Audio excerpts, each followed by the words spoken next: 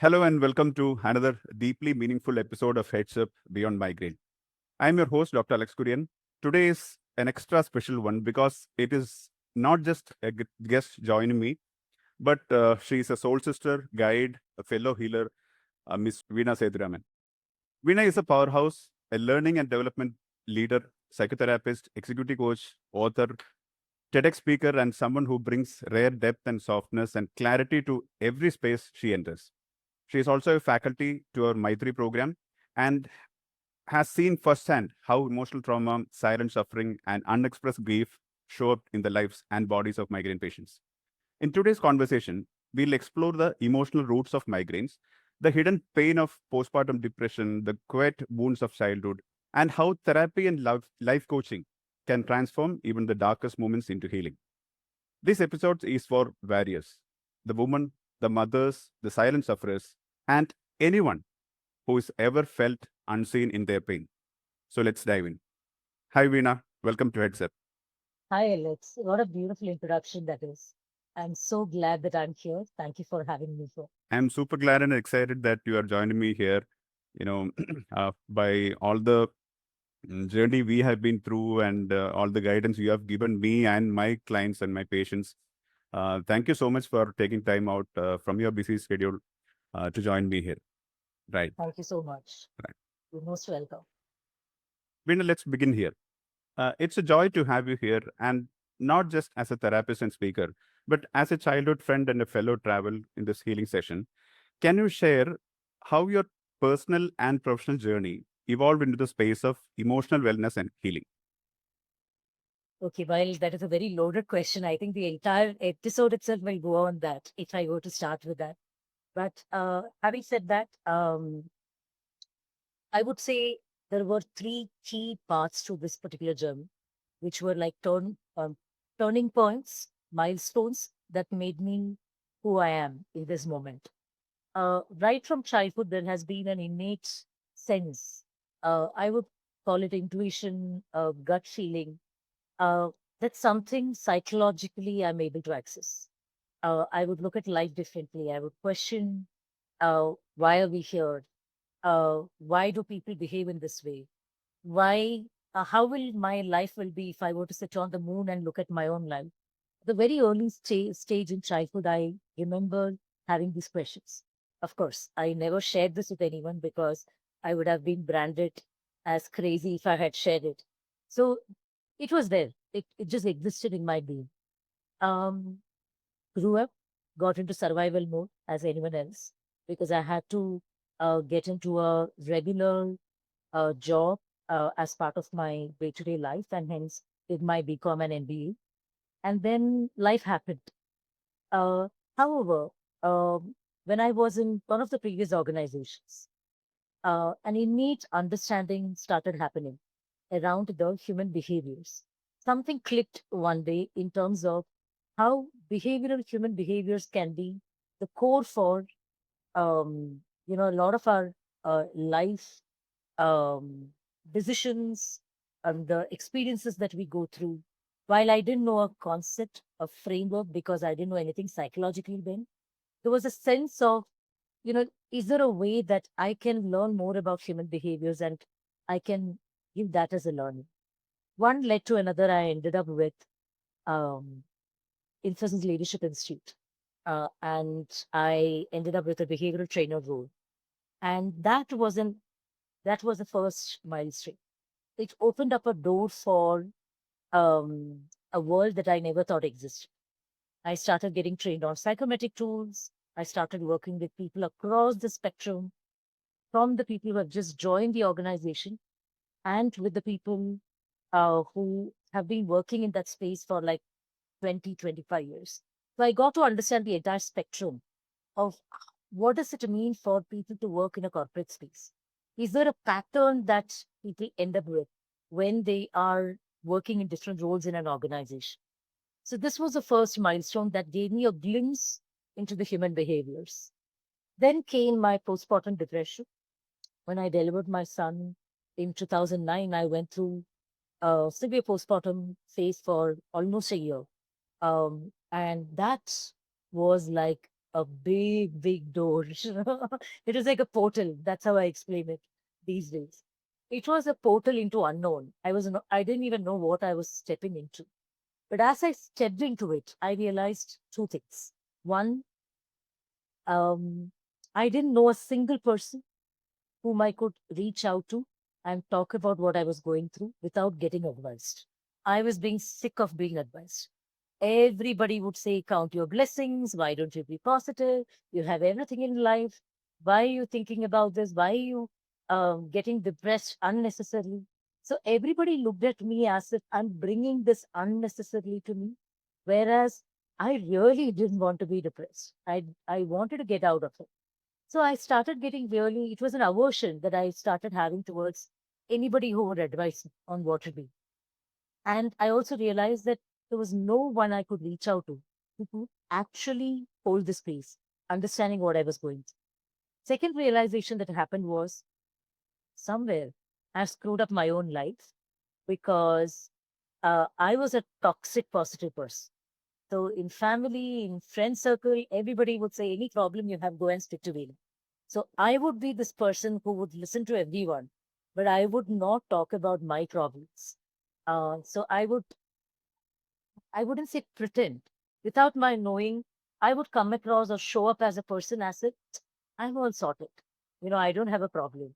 I am here to hate you. But, I'm very happy. There is nothing to solve for in my life. And what I didn't realize in this process was I had a lot of sadness within me. I had a lot of issues within me that I didn't know how to handle. But I didn't have the courage to be vulnerable in front of others. Because of this, I had created this image of this toxic positive person. And when I was going through depression, nobody knew how to handle me because I am supposed to be the one solving for everyone. Right. So people in all my circles started telling me why you're becoming negative. You were not like this. Suddenly, what happened to you? So somewhere there was a clarity in that chaos that started emerging that I cannot sustain this image. I need to really do something about this. I don't know how, but at least the image that I've created right now, it is not the real me. And there is something I need to shift, though I don't know how, I need to shift it. When these two clarities happened, I created an intention within me that at some point, if I were to come out of this space, I want to heal and I want to be a healer sitting on the other side, holding the space without advising people. Right. And as usual, the universe conspired. And I ended up meeting the right psychotherapist slash leadership coach. Started getting trained on transaction analysis based psychotherapy for 4.5 years. And as part of that, I had to work with my therapist. I had to work with some clients. I had to get supervised in this entire space of therapy and a lot of assignments, theories, concepts that I had to learn. That was a life changing experience because in that 4.5 years of working with a therapist, I started understanding how much I'm unaware about myself. Right. I was passive aggressive because I was shit scared of conflicts. Because of this, I would play small because I didn't know how to access my own real voice. What I stood up for in my own values, I didn't know. And because I would play small, I would feel like constantly being used as a doormat by others because I'm not putting across my point of views. I'm not putting across what means for me, what is important for me, or what matters to me. I'm not sharing that. So I realized how much it was a self inflicted pain I was giving to myself, limiting myself with some beliefs that were not even helping me, that I had picked up from childhood. I was still trying to live with those beliefs. So this clarity started emerging, and it was like a snake shedding its skin. All right. It was a painful process, but one step at a time, one layer at a time, I could shed it. And in 5 years, there was a lot of awareness around this. I started accessing my voice.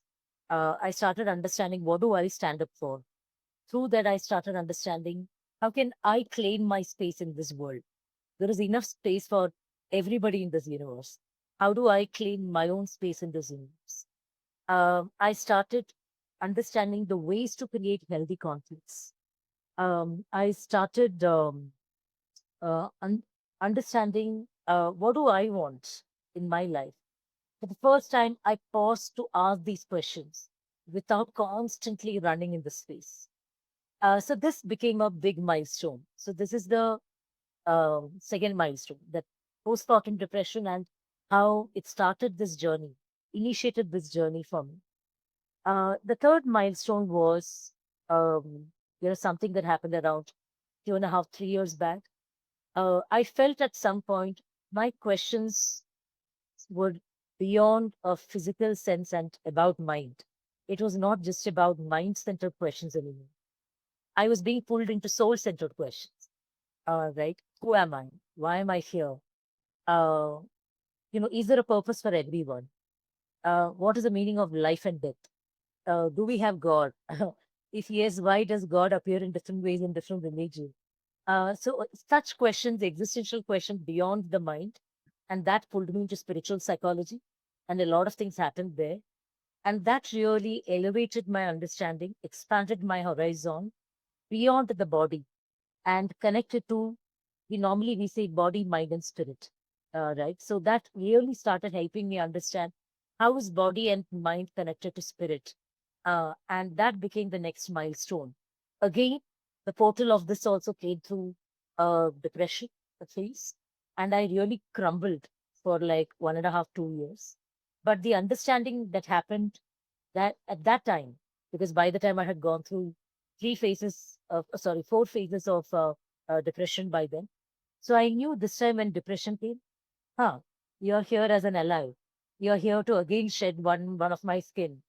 Let's work together. So now I see depression as an ally who has come for a coffee, who wants me to really know something about myself. I'm not scared of the depression anymore. I do not look at that depression as a monster who's here to really pull me down. I'm really like, okay, let's go for a walk. Let's have a chai. Let's talk about what next. What is my next version going to be? Yeah. And what is it I need to shed as a skin and reach that level of understanding about this illness. This is what has made who I am. And the beauty of this whole journey is the more I change my inner world, my external world changes. And the more I travel in my inner world, the more I can help my clients travel in their inner world. So if I have not traveled to, let's say, a jealousy or an anger issue within me, I will not be able to, help the client travel to this part of their mind. And that's the beauty of it. Whatever difference I bring in my being, change that I bring in my existence, I just need to offer that. And that's the beauty of this job. Thank you so much, Veena. See, to the viewers, to our viewers, I would like to mention one thing. If you heard some, deep words, I know during the last one question which I have asked her, and if you think that you've got to get some clarity on those things, like so many topics she has just mentioned, and stay tuned for more because we are going to deep dive on these topics in this session itself. Veena, let us start with postpartum depression, right? Like most of our viewers are migraine sufferers, especially the majority of the chunk is from females, and also they go through a deep emotional and physical issues during the pregnancy period and also in the postpartum age. And many women which I have interacted with, they suffer silently. They think and they call itself as motherhood. They call it as sacrifice of being a woman, sacrifice as being a doormat, sacrifice. I know we relate so much of things. In India, we call it something like motherhood and Nari concept and all. It's very deep, respectful, and our women mostly tend to think that that is the beauty of being a woman, that is the greatness of being a woman. Some also experience chronic migraines during this phase. What is really going on emotionally, and how a woman can come out beautifully from all this pain and sickness which is suffering silently? Thank you so much for this question because um, I really feel committed to this one aspect, like how you are committed to migraine based on your life journey. I feel really committed to this one space because I have been there and gone through that silent suffering that you're talking about. And then something hit me, and then the journey started. All right. So, again, let's look at this from the cause of the postpartum depression, the stigma around it, how to really break that stigma, and what to do to take care of self as part of this process. What are the causes? There are causes that have been researched and uh, proven, and there are many causes that we actually don't know. And that's why it is like how we don't know yet the full potential of our brain. Similarly, we don't know all the reasons for postpartum depression. In different spaces, different reasons are being called out. It could be a hormone related aspect. It could be a suppressed sadness and depression for an entire life that is finally coming out because of this massive shift the body is going through. It could be a lifestyle change that suddenly the mother is, she her body's in a shock when she suddenly gets into this kind of a lifestyle change, where let's say if all this while she was at the center of her own life, suddenly a small baby takes over that attention, right? Her sleep cycle changes. She's advised by everybody on what food she needs to eat. She cannot probably eat some things that she wants to, or she craves for. She cannot do what she wants to do at that particular point of time. So some people may be able to adjust to it, some people may not be able to adjust to it. Um, Sexuality as a aspect. Some people lose interest. Some people fear that their body goes through a certain shift and they are not attractive anymore. Some people are, you know, so tired during that time they, that they will not have time or energy to get into a sexual act with the partner. They are scared that the partner may lose love towards them because of, the lack of attraction they feel for their own body. They don't feel worthy about their own body in that moment. Another possibility is they uh, strongly criticize themselves as bad mothers, probably because they have a very high benchmark for how a mother should be. Unfortunately, all our Bollywood movies and all the movies in India, after a pregnancy and delivery, even their makeup will Changes. will not change, right? They will look so fresh. Everything will be like, um, uh, you know, um, a fantasy-based experience in movies, but the real life doesn't work like that. Yeah. Real life is very different. So nobody prepares anybody for motherhood, and even fathers go through the same. Postpartum depression is not just for mothers. There are men also who go through depression, right? So we need to consider both aspects. What if both people are going through? That is also a possibility. Now we always look at it only from the women angle, but we also need to consider the other gender here. Another possibility is there is a heavy criticism from the environment.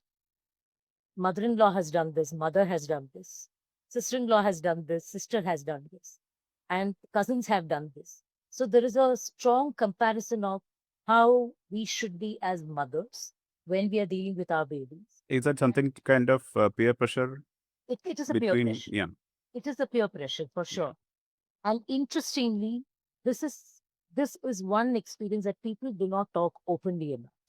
So when I went through it, I called my some of my friends, childhood friends, who asked, "Did you really go through it? I'm going through it, and I'm wondering, is this just me?" And they all ended up saying, "Yeah, yeah, we also had it. It is not a big deal." And I was like, "Why didn't you tell me that you had something like this? It would have prepared me." They were like, "What is there to talk about? This is such a normal thing." So they all silently suffered, and in their mind, everybody goes through it. Who am I to talk about this? Why should I make a noise? Probably I'm a weak person if I'm complaining about this. Right? And uh, for me, the interesting or the shocking aspect that I went through was the gynecologist whom I was consulting in Bangalore didn't talk about this. The doctor who took care of the entire delivery experience in Pondicherry did not talk about it. Discuss him. Um, while the gynecologist in Bangalore suggested do go for pre-delivery sessions, it will help you to get some understanding, and I did not go for it. On hindsight, I wish I had gone. But the experience that I had with Pondicherry doctor was she in fact shouted at me on third day when I was crying because I felt so overwhelmed. I just bursted out at one point because I just didn't know how to deal with the baby. She just shouted at me in front of everyone saying, "Why are you not holding the baby properly? Why are you not, handling things well?"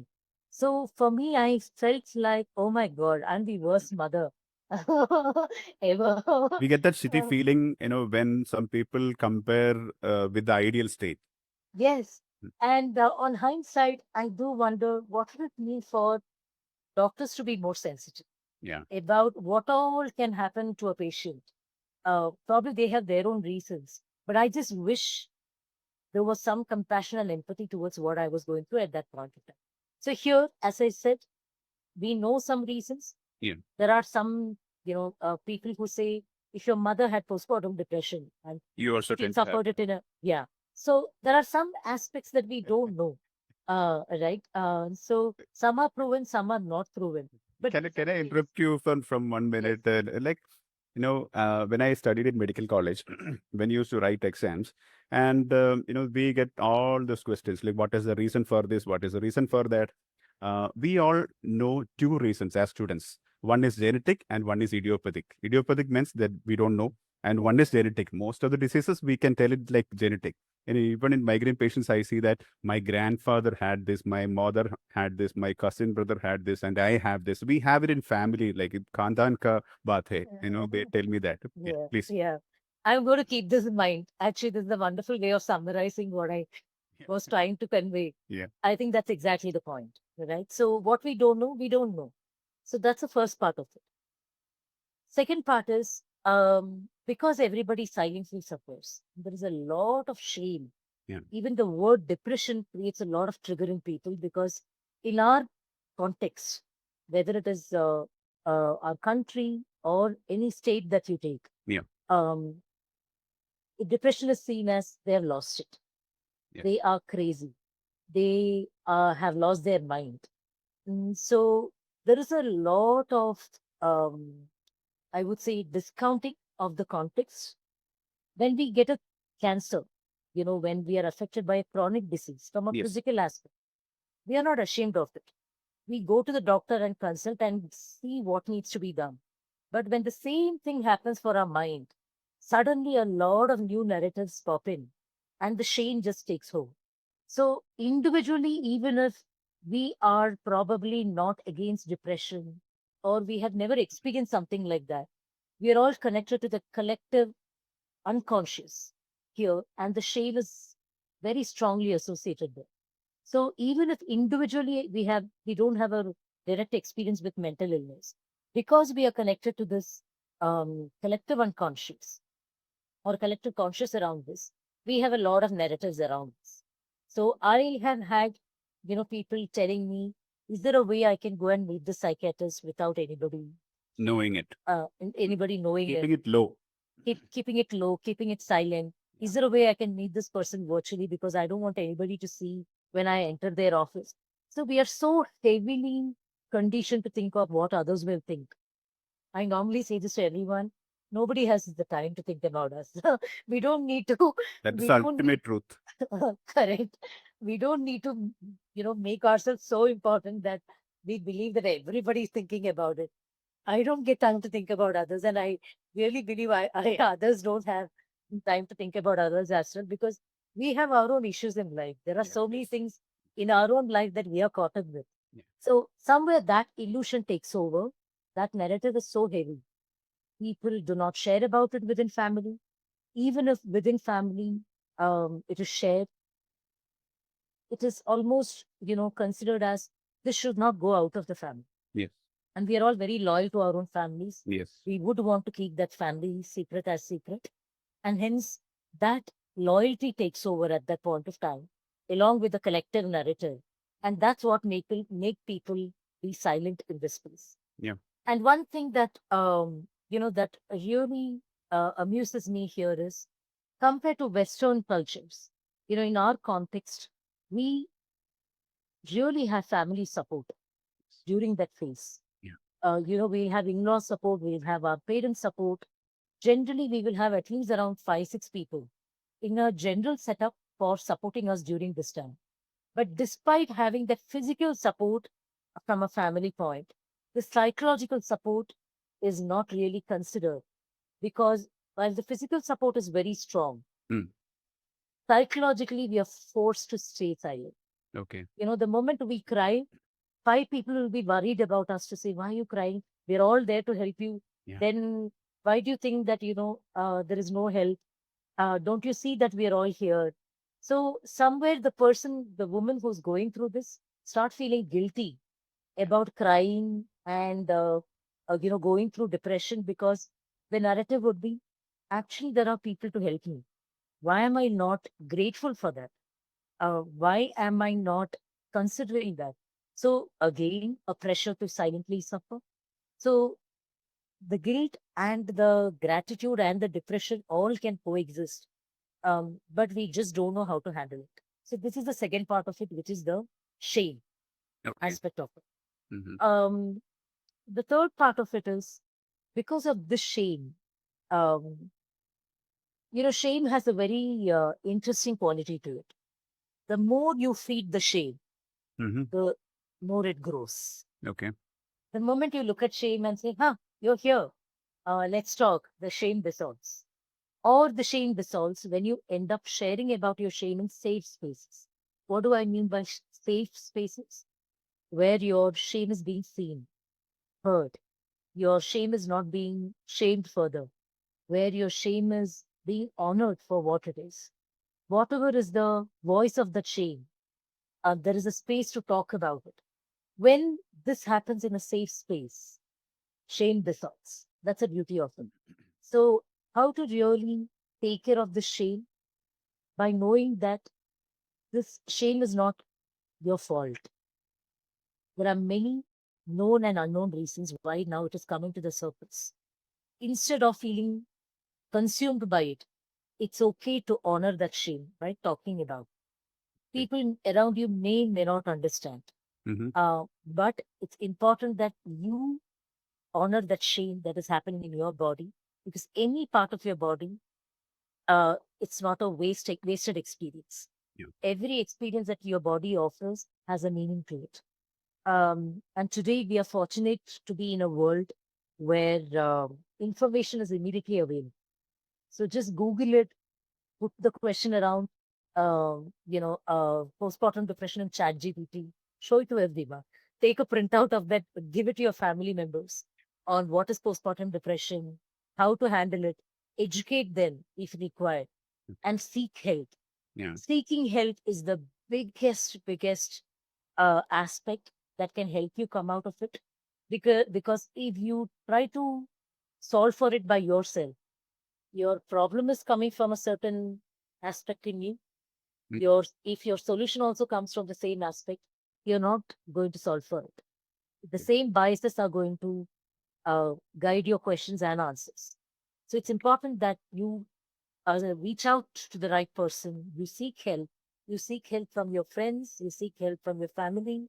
It's okay to create boundaries at the time with family members and friends who are massively judging. It's okay to have that boundaries. It doesn't mean you need to hate them. It doesn't mean you need to cry in front of them and tell them this is not okay. Yeah. Accept that, yeah, they cannot see beyond what they are willing to see, right? And it's okay.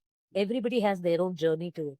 So it's okay to create healthy boundaries to say, talking to this person is further impacting me. I don't want to talk to that person. Sorry, I'm just going to have water. So the only problem that is, and only way to solve this is by speaking up, seeking help. Okay. Speaking up and seeking help should be the mantra to get out of this particular phase. Third aspect of this is you cannot put a timeline. For some people, it will be 5 months. For some people, it will be 1 year. For some people, it may go beyond that. But if we don't really address it, lots of side effects will be there, including migraine. Right? Because we are just suppressing something that wants to come out of our body. It will take some other way to come out. And migraine is just one of the side outcomes if we don't address it properly. One of the questions I get asked is, should we take medicine? Is it necessary? I have never taken medicine in my life. I am not saying that we should not take medicine, but if you're really committed to solving for this within ourselves, if you're willing to honor it completely by without judging our crying, without judging our expression of anger, and by fully seeking help with vulnerability, we can actually solve for it to a large extent. Medicine is not always necessary, but again, depending on the severity of it, the medicine would need to be decided. Yes. Very profoundly said, Veena. See, you just mentioned about getting discounted, or people are not normalizing what is happening with the mental aspect of it, or psychological aspect of it. On the first place, how does a person identifies herself or himself as having depressive state or as having depressive symptoms? Because these people don't get professional help often. So most of my clients have spoken to me like, sir, you mean to say that this is depression? Then my entire friends community have depression. Then all my family members have depression.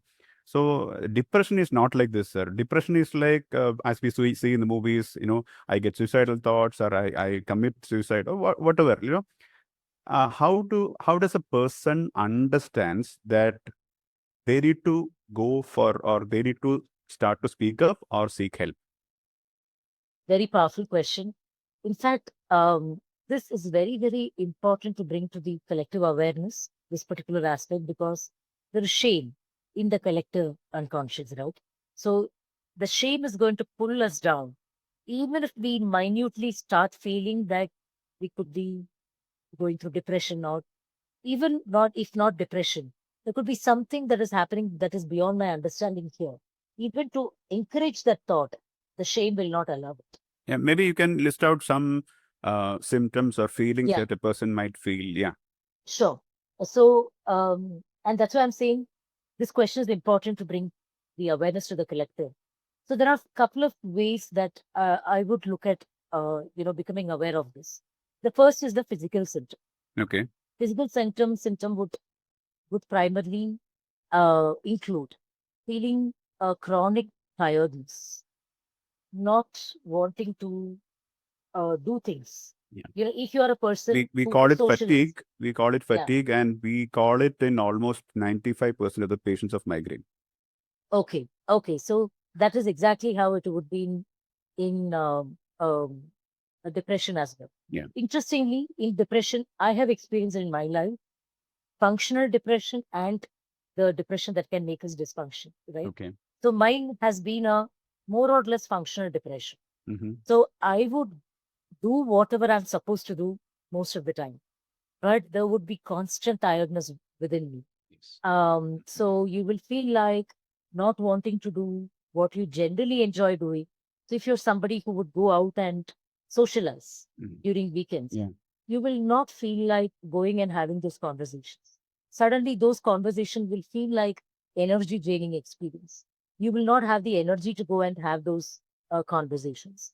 If you are somebody who would like to watch movies, suddenly when you're watching movie, you will feel blank. You feel like you're not enjoying it.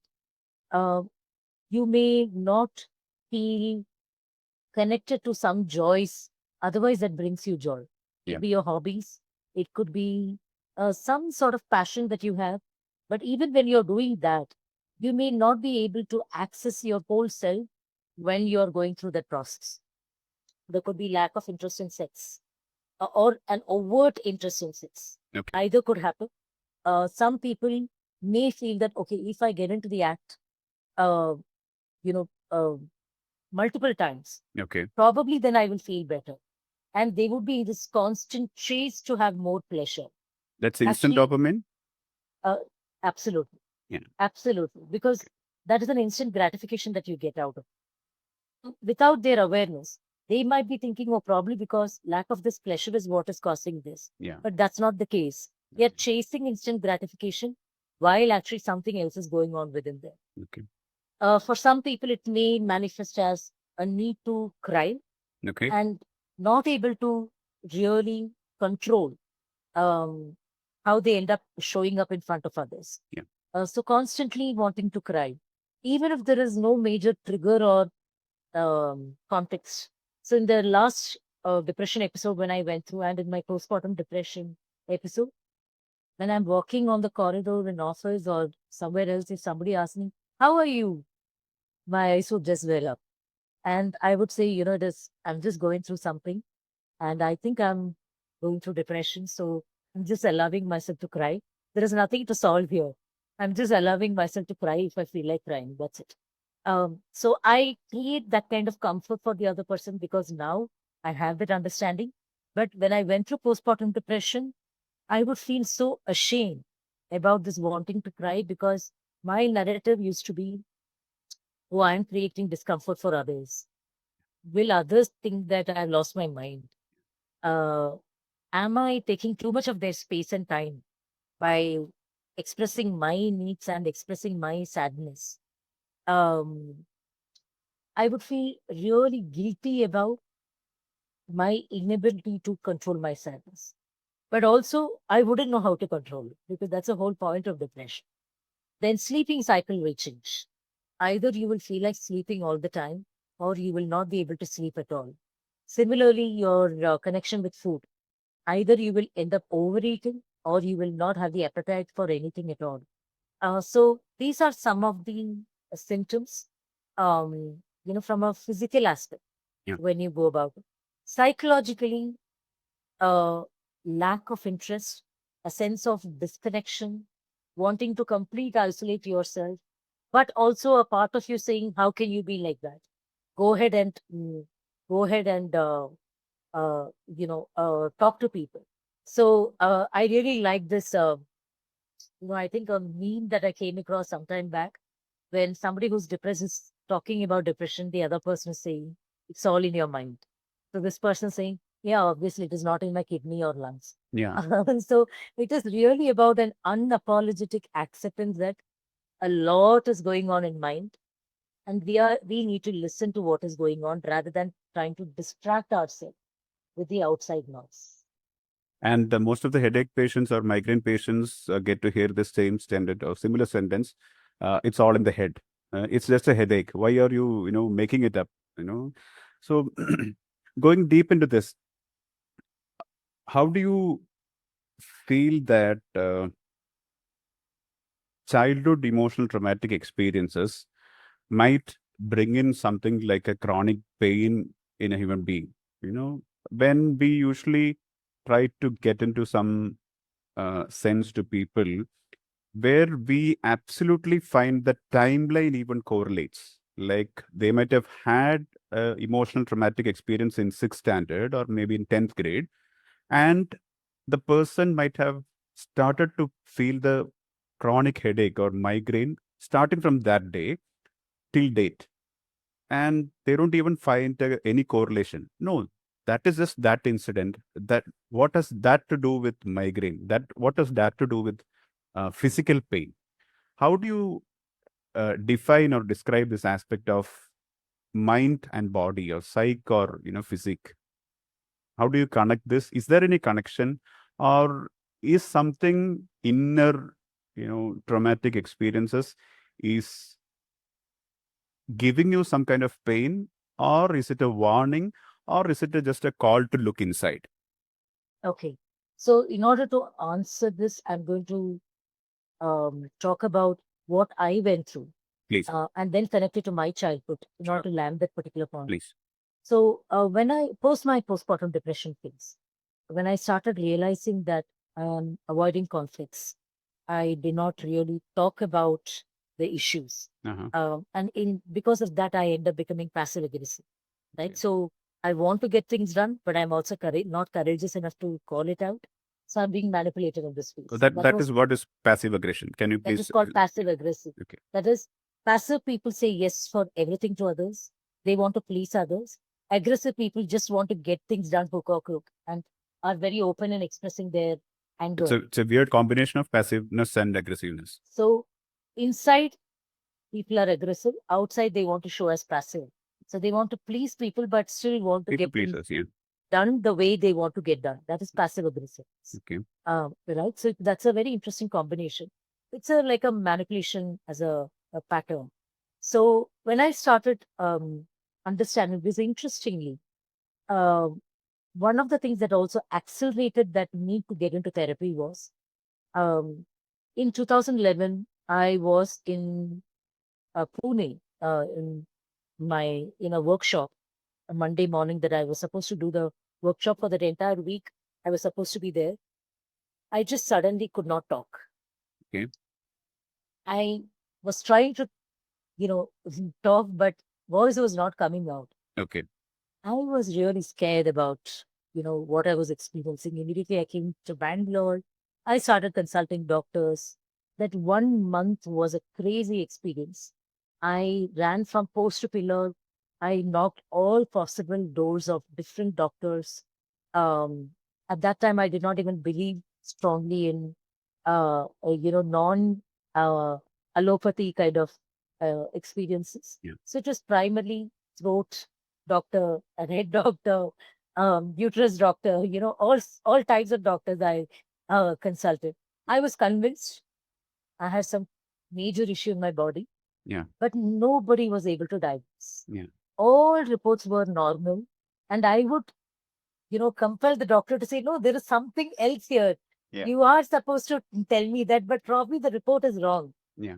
I would even fantasize as if, oh, probably the report has been mixed up with some other patient. Yeah. This is not my report. So I was obsessed with the fact that there is a problem in my body and doctors are not able to figure out. Okay. So I lost my voice for almost a month and Mm. I would start writing to everybody in my family. Oh, to It was a that very, extent. to that extent. It was a very traumatic experience because I was not able to talk. The moment I tried to say something, there was the immense pain in my throat, Mhm. and I wouldn't be able to bring out what I want to say. So there was this fear of this pain. I didn't want to go through that fear of that pain. So as I was going through that obsessed speaking of, what is wrong with my body, um, and I think in a way I was determined to find out that I'm going to chase all the doctors till something comes in the report. And I would wonder why are all the reports normal when I'm feeling this real time? I know I'm not imagining this pain. That was very real for me, but reports are normal. So I met this particular doctor, um, and he asked me to go for that. What is that called? Endoscopy, nasal Endoscopy. Yeah, Okay. he asked me to go for the endoscopy, Mm. and I went through endoscopy yet again in 1 month with a new doctor now. And I then went to meet him to consult about the report. So he had the report. I went to meet him. As he looked at the report, he asked me to explain what was really happening. And I started writing what was going on. And he could see how stressed out I was Yeah. as I was trying to explain. Actually, the beauty of that experience was he just patiently, listened to my whole experience or read my whole experience. In whatever way I was trying to explain, through act, through writing, he spent some good time, some 45 minutes listening to my experience. And then he put aside that particular report of mine. It was this thick by then with all the consultation. He put it aside. He looked at me, he smiled, and he said, are you stressed out? He asked me. So immediately my ego took over. My shame of not being sorted out, was Yeah. fully there. I And agree that. Yeah. it took over. And I said, I'm not somebody who gets stressed. I got promoted in the office this year. I went to China for a month. I'm in a very beautiful space in the career. I don't feel stressed at all. So he said, can you explain your Day routine. day-to-day Routine. life? So I explained how my husband is in UK. My Son and my mom, they are with me. Me and my mom, we take care of the child. So from morning 6 o'clock till night 11 o'clock, how my routine is, I just walked into it by writing. And he listened to it and he said, you know what, actually your body is fully stressed. Yeah. Your mind is stressed because you're very strong and you have learned how to deal with stress in your life and you're very functional in that space. You will not be able to accept that, you're stressed. But right now, your body is so tired. Your body is screaming at you to just take rest and pause. But you're not able to listen to that whisper of your body because you're so caught up in your day to day life and you're not allowing yourself to listen to your body. Your body has been whispering to you for some time. You did not listen to it. Now your body is screaming at you. You do not have a choice but to listen. And I looked at him like, what? It was like a slap on the face because nobody has ever told me something like this. I didn't even know at that time there is a connection between my body and mind. Right? I think I treated these two as separate Separate entities. Yeah. aspect entities within me. And I was like, what do you mean? And he's like, yeah, your body is so tired. Right now, your core work is you need to talk, you need to train. Your body screaming at you by exactly impacting that part of you, which will make you listen to your body. Yeah. And hence, you need to rest. Mm-hmm. You need to absolutely take voice rest as well as body rest and go ahead with it for at least a month. Let's see what happens. So, somewhere it was a shaking up experience for me because one, I've never heard somebody connecting these two in my life. Second, I could see the truth in what he was saying. I paused to reflect on how caught up I am in this need to please others in the job space and in the personal space. I was not pleasing myself because of that. There was zero capacity to listen to my body. I didn't even know what listening to my body was at that point of time. But I could feel that what he's saying is true.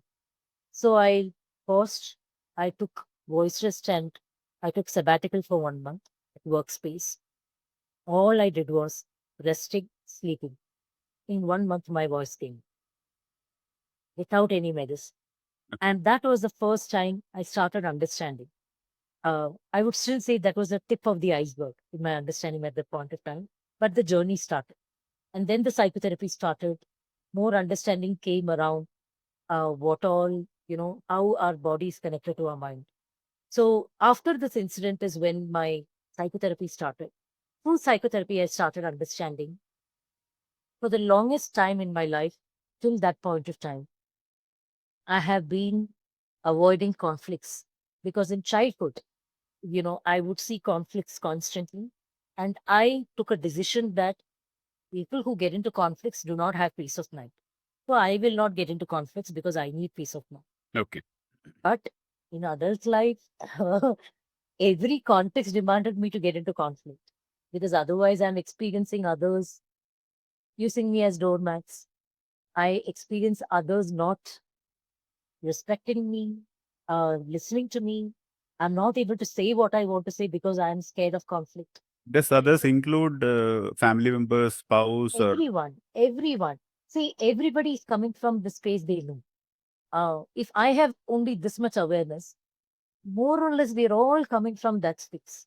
So why would we need to put anybody on higher pedestal, whether family members or friends or team members or colleagues? yeah, Um, Everybody, irrespective of the age I'm talking about, um, people don't understand these things. So I started realizing it's not that they are asking me to keep quiet. It's not that they are asking me to please them. It yeah. is my decision I had taken in childhood based on some experiences that is making me, behave in this way. And all I have done is suppress my anger, suppress my sadness without ever experiencing it, allowing myself to express it. Because some message in childhood around, it is not okay to express anger and sadness. I used to take a lot of pride in having this, narration that, oh, I never get angry. You're I, so bold.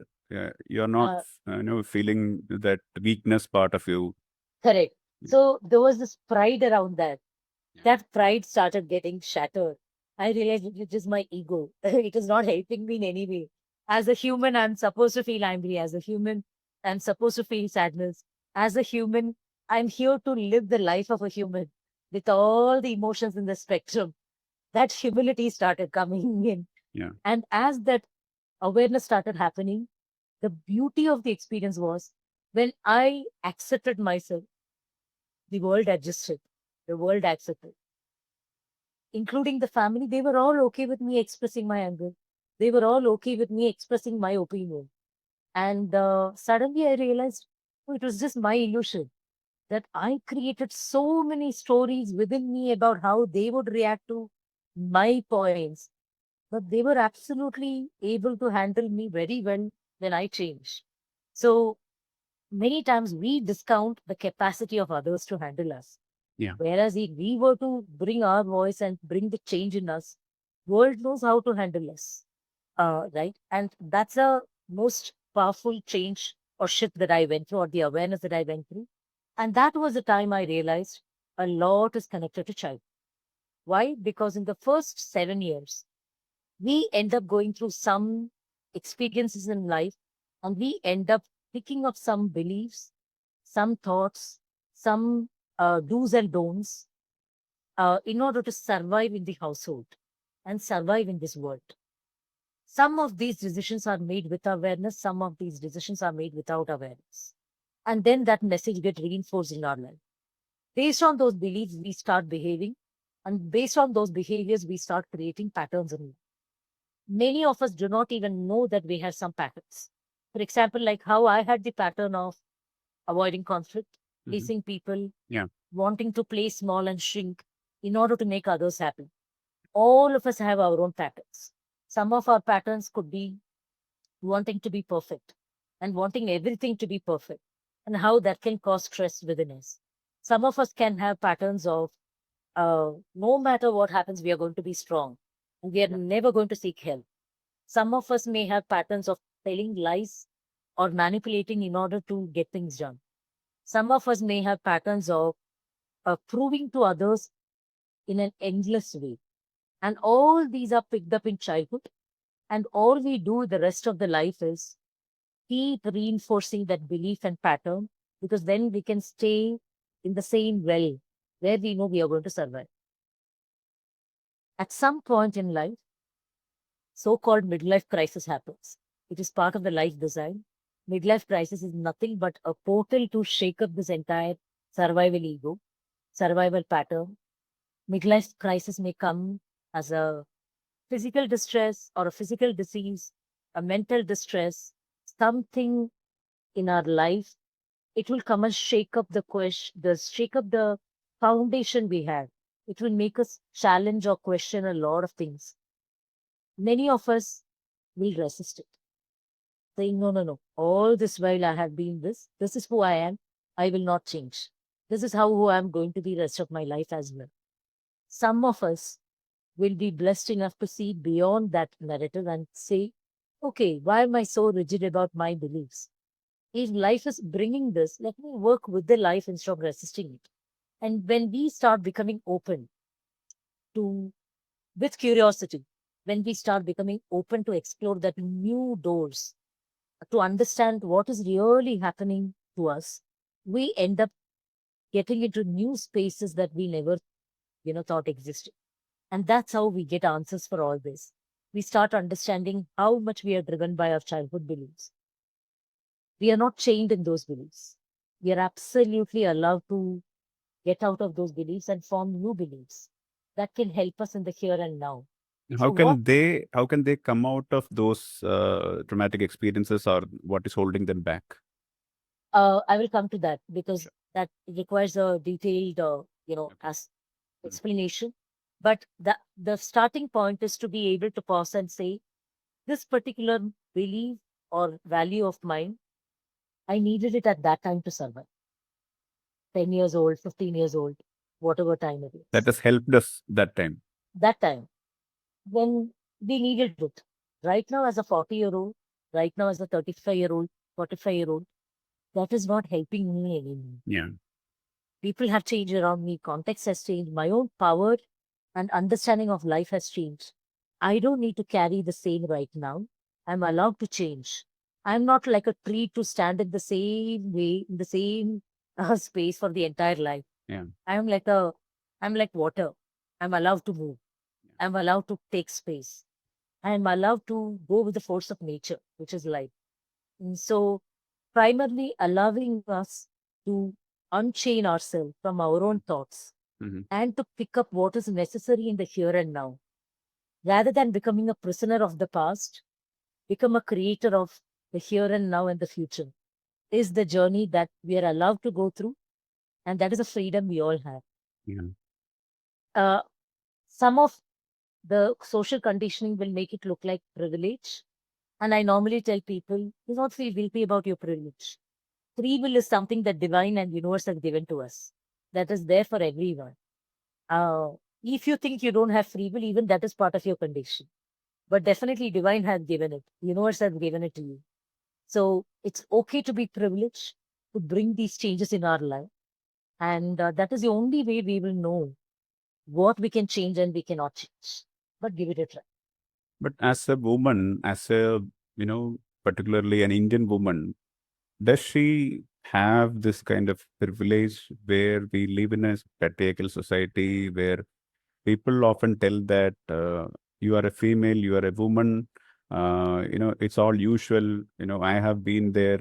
You have to be here. You have to be there in that family, suffer what you are suffering, and silently suffer what you're suffering. And so that the family bonding and the stability of the family is sustained.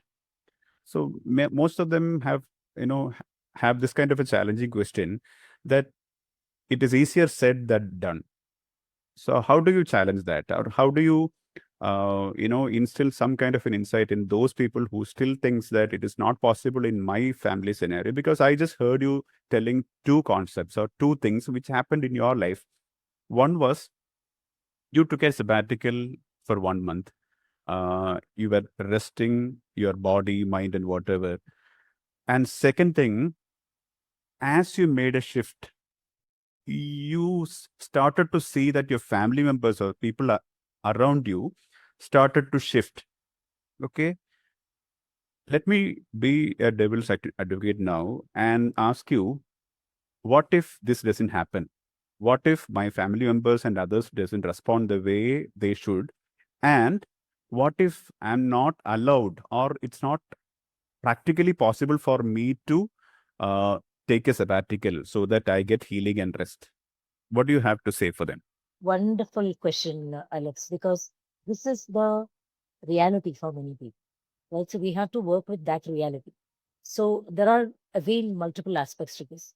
The first one is, um, I will start with, in a very philosophical, poetic note. I will start with, I think it was Khalil Gibran's, quote. God asked me to love my enemy, so I loved myself the most. Um, right? We are our own enemies. But to start with, world is not the enemy. Our own mind is our enemy, because it can create so many beautiful stories and make us believe in those stories that we believe that is a reality. And we get consumed by it. And we will not even have the courage to confront our own thoughts. Forget doing something in externally changing and bringing the confidence. That is all secondary. But within us, instead of constantly doubting, believe in yourself within you. We will not do that because we like to stay in that zone which we are used to. In childhood, if I have doubted myself a lot, I would rather stay in that space than willing to ask me, why am I doubting myself so much? Why am I not believing in myself? So instead of asking this question, it is very convenient to say, and this is what we call as projection. It is very easy to say, oh, my husband doubts my capacity. I want to go for a job, but my husband believes that, I can't do a job. My in laws really do not want me to work. Forget all of them. What Are do, they just mirroring us? yes, to start with. Yeah. So forget all of them. To start with, ask yourself, what do I believe about myself? Yeah. If I believe that I can earn even 100 rupees, am I really committed to that belief in me? Or am I so consumed by the noise around me that I'm not listening to the voice inside of me? It may have to start with a very, very minute uh, intention building, which will have to grow within us over time.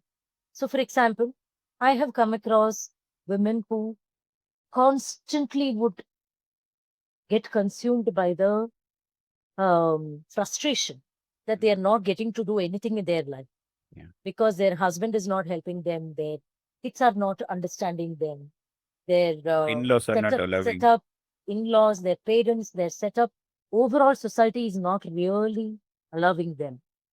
But I rarely see such women asking themselves,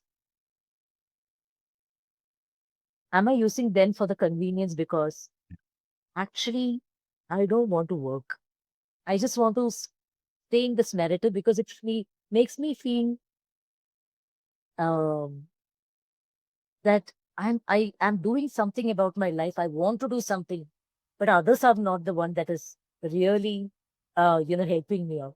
Yeah. So this is a very it's one of the psychological game that we end up playing with ourselves. Um, it is a passive pattern that we end up. What do we mean by that? In life, then there is a problem in front of us. We can either actively approach to solve the problem. Okay. It means we are committed to the problem solution. We will do anything in order to solve for it.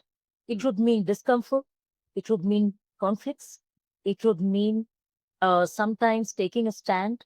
It would mean being judged. It would mean being disliked. All this is part of the process. You cannot expect a shift to happen with all comfort and being in a fantasy where everybody agrees and understands what you're going. That is a very convenient fantasy. Yeah. If you're willing to really solve a particular problem in your life, the active path will look like all of this. So many people do not want to go through all of this. Right? It is a very overwhelming experience to go through all of this. So what their mind does, and this is not done with an awareness, this is done beyond their psychic awareness. They conveniently come up with passive narratives. Passive narrative means not doing anything about the problem, Yeah. but constantly talking about. Yes. Uh, Withdrawing from the problem and sulking, but actually not doing anything about it. Constantly getting agitated, throwing the vessel, creating some sound in the kitchen. If it is a guy banging the door, Okay. or him going to the kitchen and making some Nice. sound, And yeah. or shouting at others, but hoping that if I do all this, probably somebody else will take the responsibility of the Responsibility. problem and solve for it. But I don't need to solve for it. But I'm okay to do this. Or in some cases, incapacitating self. It could come across as getting into depression. Um, Physically, constantly bringing something, falling everywhere, bringing fracture or some sort of a physical ailment, some sort of a pain. That can also happen unconscious because then I will not be asked, why am I not working and why am I not earning? See, look at me. I'm constantly ill. How can I work? So this also can be a result of our unconscious decisions. So we need to start with a humility that we don't know ourselves at all. Is that an escape route? Yes, it is an escape route, but it is not an escape route thinking that I want to escape. Consciously. Yeah. It is not an escape route consciously. Consciously. But Yeah. subconsciously it is happening. Subconsciously, unconsciously, it could be happening. Right. And there could be again many childhood reasons for it. And that is where with each individual, the context might be different. So the first question to start with, knowing that the enemy can be within us, we Okay. can be our own enemies, is to start with, what am I committed to in my life?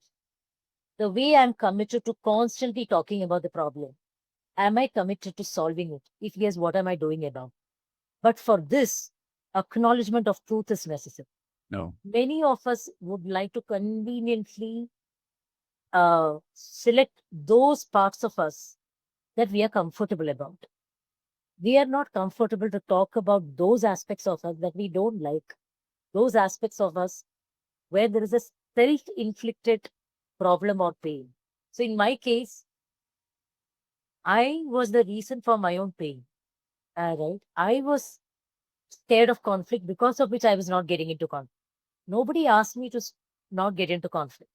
But the narrative that I would use was the passive narrative that I would use was I'm a nice person, I'm a kind person. So kind people are supposed to compromise and adjust. So let others use me as doormats, but I'm going to be the better of the lot. So I'm going to adjust.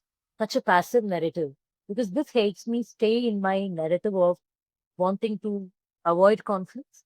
And I will keep reinforcing this particular belief in me, but I had to really look into this belief and decide that, no, this is not helping me. So, what do I need to change? If we start absolutely taking accountability for our own shift, somewhere we will start understanding that we are a primary contributor to our own suffering.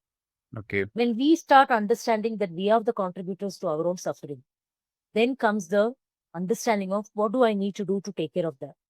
Certain things will be connected to us, certain things will be connected to others. Focus on what is connected to us. Probably I may be in a situation where, to start with, I may not be able to go for a 9 to 5 job. But am I in a situation where I can learn tailoring and start stitching and earn something from that? Or am I in a situation where I can cook something and start distributing to the apartment and charge for that?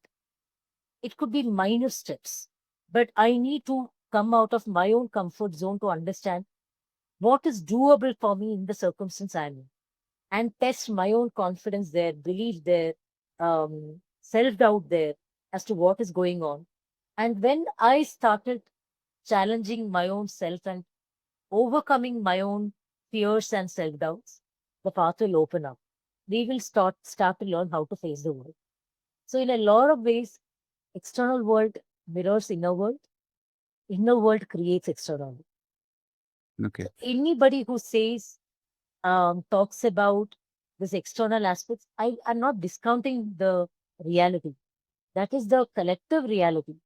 But what unfortunately I see missing is people are so carried away by the external reality that there is very rarely people, I see very rarely people pausing and saying, what do I need to change in myself to start with? Forget my husband, forget my child, forget my in-laws. What attitude of mind that I need to actually shift for myself to be at peace? This reminds me of most of my Instagram followers. There are like lakhs of people who come to my videos and come to my chats and tell me that you get us. You really get to the deep issue. You have known our pain. You can understand our suffering. But my neurologist told that it is migraine. I've seen multiple doctors. I've seen multiple people, and I've tried multiple methods, and nothing seems to work. So this is my fate, and I will just sit here, cry, moan. And even when I put a meme like, if I put a face to the migraine or the chronic pains they're suffering, they'll start abusing, they'll start telling all sort of things that I hate you and I don't want you in my life. But I feel that kind of a resistance in most of the people who don't want to take a first step of knowing themselves, or understanding the pain or the root cause of pain, what it is happening from. Where does this resistance actually come from? Or also, one more question in addition to this is, we know that healing is a process which requires a lot of discomfort. But in our world, people looking for quick fixes. People try putting salt in, lime tea and drinking for curing their pain. People try all sort of magic bands and voodoo things, and some balms and whatever things which can. And I get like hundreds of messages daily asking me, how, give me a home remedy which can, like, just like a snapshot, it can shift the pain or erase the pain. You have something like that, I am ready to take it, however cost I would suffer. So, what do you have to say for people who think that healing is an easier process or getting out of the pain is a quick fix method? What is the truth?